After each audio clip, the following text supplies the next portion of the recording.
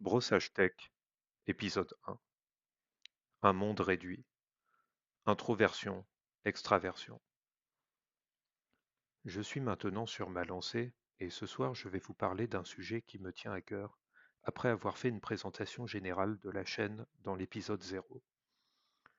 Il s'agit une fois de plus d'un sujet de philosophie de la technique, celui de la réduction de la taille de notre monde. Je pense en effet que, contrairement à ce qui est souvent répété partout, nous vivons dans un monde qui favorise l'introversion. Par introversion, j'entends le fait d'être tourné vers soi, vers l'intérieur. Faisons un bond en arrière, si vous le voulez bien, dans le temps pour rendre ma thèse plus vivante. Après la Seconde Guerre mondiale, dans les années 50 et 60 du XXe siècle, sont arrivés non seulement la télévision et l'électroménager dans les foyers, mais aussi la centrale à fission nucléaire, la fusée spatiale ou encore l'avion supersonique. Bref, la conquête de l'énergie et de l'espace-temps. Cet esprit prométhéen a culminé en juillet 1969 avec les premiers pas de l'homme sur la Lune lors de la mission Apollo 11. On peut prolonger l'existence de cette philosophie d'optimisme scientifique et industriel jusqu'au début des années 80 avec la navette spatiale et le TGV français. Cet état d'esprit transcendait même le clivage entre socialisme et capitalisme dans la plupart des domaines. L'Union soviétique fut en effet pionnière dans le vol habité, puis l'habitat spatial permanent avec ses stations Salyut.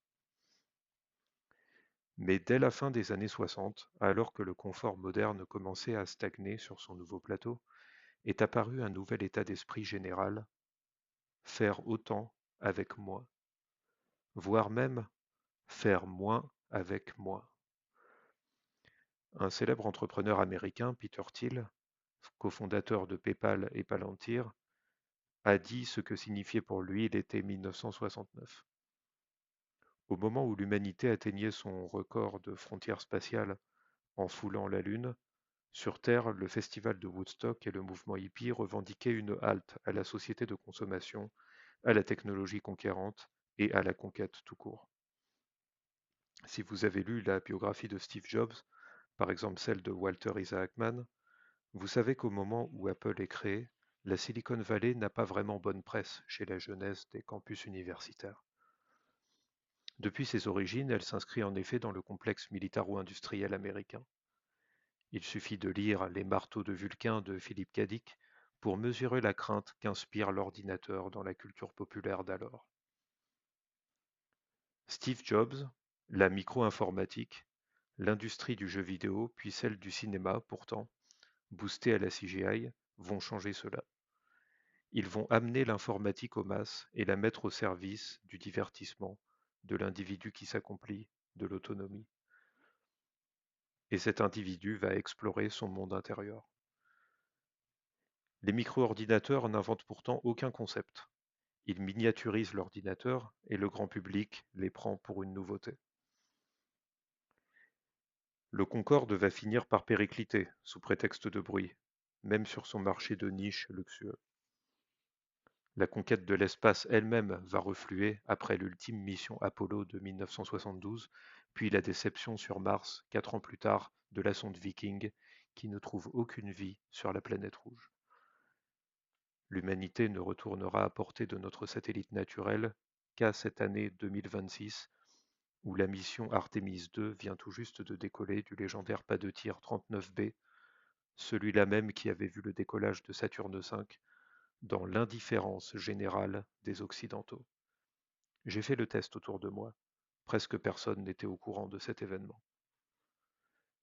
Et c'est là que j'en reviens à mon postulat de départ. Nous sommes devenus une civilisation introvertie.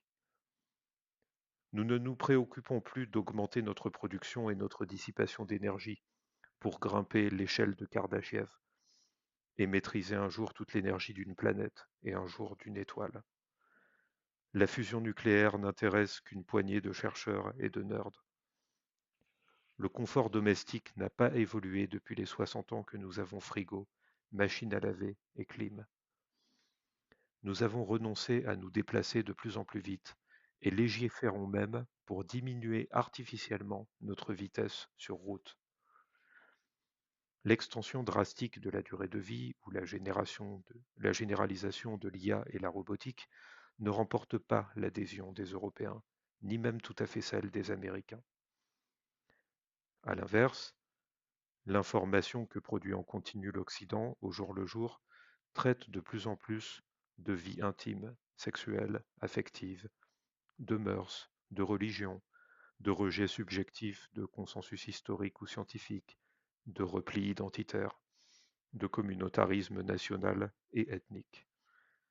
Bref, une certaine entropie civilisationnelle semble nous transformer à nouveau en barbares superstitieux.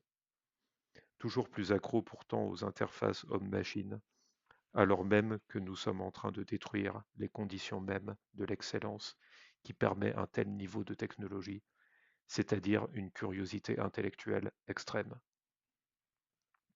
Nous sommes introvertis, car bien souvent nous pensons que nous disposons d'un temps visiblement quasi infini au regard du divertissement que nous consommons ou que nous aspirons à consommer et à commenter en société. L'introspection absolue, c'est le retour à la matrice, au placenta, à l'état de rêve lucide, où les autres ne sont plus que des figurants, des projections, de nous-mêmes sommés d'accepter nos réalités subjectives, nos identités, nos désirs. La technologie, sujet de base de ce podcast, ne fait sans doute pourtant pas bon ménage avec une telle tendance à la régression introvertie, à la recherche d'une innocence qui a besoin de rétrécir le champ des connaissances pour exister, c'est-à-dire du monde.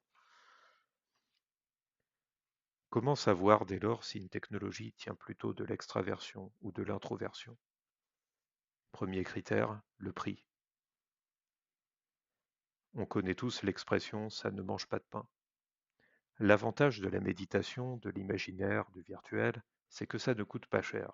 C'est léger, copiable gratuitement, immatériel.